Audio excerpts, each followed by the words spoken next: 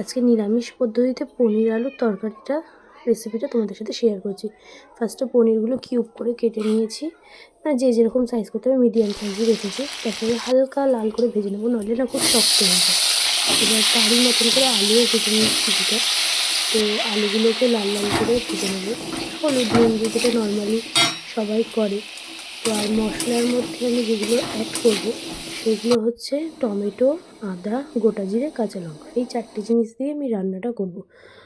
তো ওই মশলাগুলো কড়াইতে ভালোভাবে কষিয়ে নেবো, তার মধ্যে পরিমাণ মতন হলুদ, লঙ্কার গুঁড়ো আর নুন। এছাড়া বেশি কিছু তো অ্যাড করতে হয় না, কিন্তু নামানোর আগে ঘিটা কিন্তু অবশ্যই অ্যাড করতে হবে, এটা খুব ভালো সেন্ট বেরোবে।